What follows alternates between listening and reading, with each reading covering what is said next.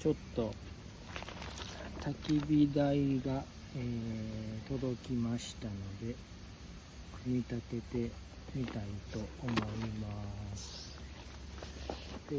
まずはフレームですね。フレームこんな感じ。こうか。こんな感じですね。台がこんな感じ。それから、フレーム。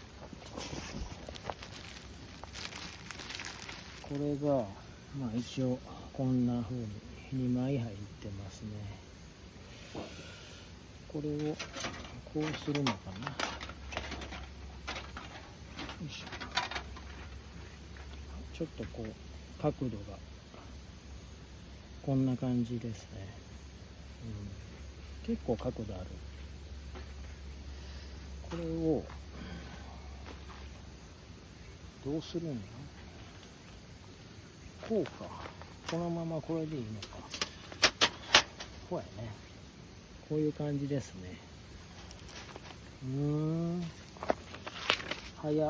簡単で、これにあとは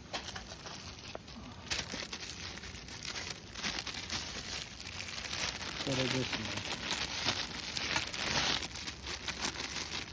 スピットっていう名前みたいですけど、これを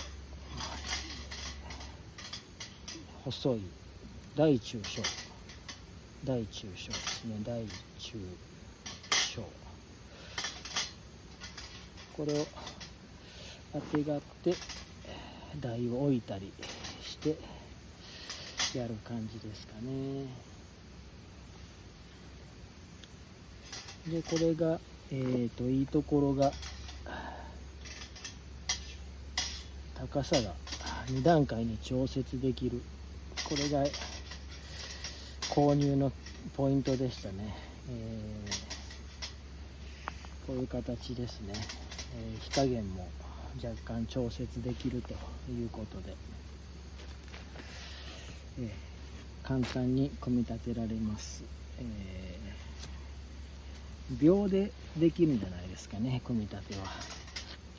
あとは、火を起こして、調理する、焚き火するっていったような感じでしょうか。はい。